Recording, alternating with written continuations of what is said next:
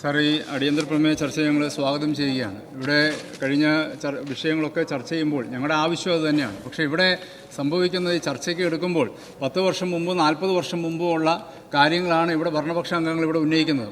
Current realistic ആയിട്ടുള്ള പ്രശ്നങ്ങളിൽ നിന്നുള്ള ഒളിച്ചോട്ടമാണ് സാർ ഇവിടെ പലപ്പോഴും സംഭവിച്ചുകൊണ്ടിരിക്കുന്നത്. ഇവിടെ ആഭ്യന്തര വകുപ്പിലുണ്ടായിരിക്കുന്ന പ്രശ്നങ്ങൾ, കസ്റ്റഡി മരണങ്ങൾ, ആരോഗ്യവകുപ്പുമായി ബന്ധപ്പെട്ടുള്ള വിഷയങ്ങൾ, ഇതെല്ലാം ഇന്നത്തെ സിനാറിയോയിൽ ഇന്ന് സമൂഹം നേരിടുന്ന ഗുരുതരമായ പ്രതിസന്ധികളും ആശങ്കകളുമാണ് ഞങ്ങളിവിടെ പങ്കുവെച്ചുകൊണ്ടിരിക്കുന്നത്. സാർ, ഇവിടെ വിലക്കയറ്റവുമായി ബന്ധപ്പെട്ട് ഇന്ന് ഈ അടിയന്തര പ്രമേയം ഉന്നയിക്കുമ്പോൾ ഇന്ന് രൂക്ഷമായിക്കൊണ്ടിരിക്കുന്ന വിലക്കയറ്റത്തെ നിയന്ത്രിക്കാൻ ഗവൺമെൻറ്റിന് കഴിയാതെ പോകുന്നതിൻ്റെ പ്രധാനപ്പെട്ട കാരണങ്ങളിലൊന്ന് ഇതിൻ്റെ ഏറ്റവും പ്രധാനപ്പെട്ട ഏജൻസിയായ സപ്ലൈകോയ്ക്ക് ഉണ്ടായിക്കൊണ്ടിരിക്കുന്ന വലിയ സാമ്പത്തിക ബാധ്യതയാണ്. സപ്ലൈകോ ഇപ്പോൾ നെല്ല് സംഭരണത്തിൽ മാത്രം സപ്ലൈകോയുടെ ബാധ്യത 4000 കോടിയാണ് എന്നുള്ളതാണ് മനസ്സിലാക്കാൻ കഴിയുന്നത്. സാർ, ഇവിടെ ഇതിനകത്ത് അടിസ്ഥാനപരമായി സംഭവിച്ചത് 2016 നിങ്ങളുടെ ആദ്യത്തെ ഗവൺമെൻറ് എടുത്ത പ്രധാനപ്പെട്ട ഒരു തീരുമാനമായിരുന്നു 13 സബ്സിഡി സാധനങ്ങൾക്ക് വില വർദ്ധിപ്പിക്കില്ല എന്നുള്ളത്. ആ 13 സബ്സിഡി സാധനങ്ങൾക്ക് വില വർദ്ധിപ്പിക്കില്ല എന്നുള്ള തീരുമാനം വലിയ പ്രചാരണത്തിൽ നിങ്ങൾ നൽകുകയും ചെയ്തു. പക്ഷേ അവിടെ അപ്പോഴുണ്ടാവാൻ പോകുന്ന അതിഭീകരമായ നഷ്ടം, ആ കോർപ്പറേഷൻ ഉണ്ടാവാൻ പോകുന്ന അതിഭീകരമായ നഷ്ടം നികത്തേണ്ട ഉത്തരവാദിത്തം ഗവൺമെൻറ്റിനുണ്ടായിരുന്നു. ആ ഉത്തരവാദിത്തം ഗവൺമെൻറ് യഥാസമയം നിറവേറ്റാതെ പോയതാണ് അതിൻ്റെ പർച്ചേസിംഗ് കപ്പാസിറ്റി ഗണ്യമായ നിലയിൽ കുറയാനിടയാവുന്നത്.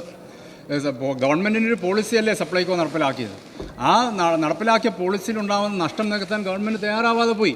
അവിടെ ഇത് വലിയൊരു പ്രതിസന്ധിയിലേക്ക് പോയി. ഇപ്പോൾ നിങ്ങൾക്കറിയാം, ഇപ്പോൾ ബഹുമാനപ്പെട്ട മന്ത്രിക്ക് തന്നെ അറിയാം, ഇപ്പോൾ പ്രാദേശിക ഫെയറുകൾ, ഇപ്പോൾ ഓണക്കാലം കഴിഞ്ഞ് ഓണത്തെക്കുറിച്ച് നിങ്ങളിവിടെ സംസാരിച്ചല്ലോ. പ്രാദേശിക ഫെയറുകൾ 3 ദിവസം 4 ദിവസം താഴെ നടത്തുമ്പോൾ 10 ദിവസം വരെ പ്രാദേശിക ഫെയറുകൾ നടത്തിയിരുന്നു കേരളത്തിൽ എന്നുള്ളതാണ്.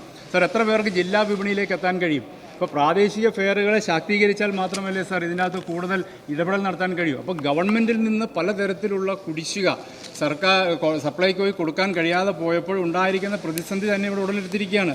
സാർ, ഹോർട്ടികോപ്പ്, കൺസ്യൂമർ ഫെഡ്, മാവേലി സ്റ്റോറുകൾ, ഇതെല്ലാം കേന്ദ്രീകരിച്ച് സംയുക്തമായിട്ടുള്ള പ്രവർത്തനങ്ങൾ വഴി ഇതിനെ കൂടുതൽ കൃത്യതയോടെ മുന്നോട്ട് കൊണ്ടുപോകാൻ കഴിയുന്ന സാഹചര്യങ്ങളുണ്ട്. പക്ഷേ ഇവിടെ ഹോർട്ടികോപ്പിൻ്റെ കാര്യം ഇവിടെ പ്രതിപാദിച്ചു.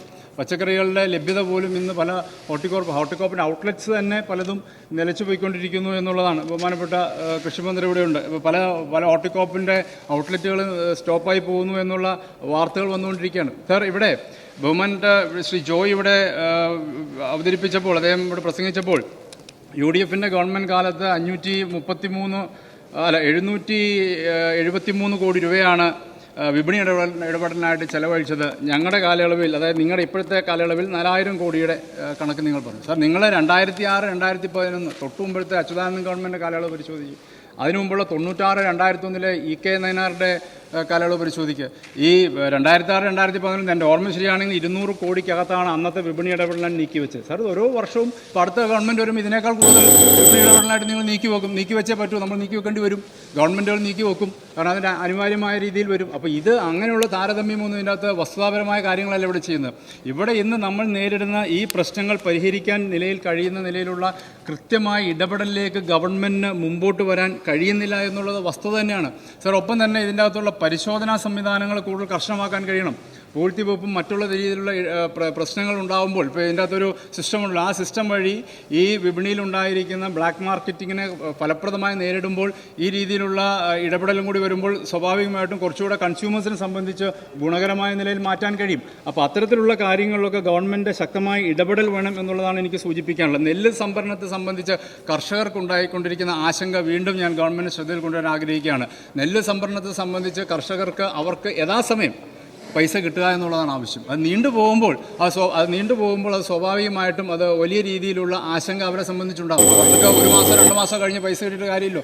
ഇമ്മീഡിയറ്റ് എല്ലായിടത്തും കിട്ടുന്ന, കുറച്ച് സ്ഥലങ്ങളിൽ കിട്ടുന്നുണ്ടാകും. ബഹുമാനപ്പെട്ട മന്ത്രി അതായിരിക്കും എണീക്കുന്നത്. പക്ഷേ എല്ലാ സ്ഥലങ്ങളിലും ചൂണ്ടിക്കാട്ടുവാൻ കൂടി അവസരം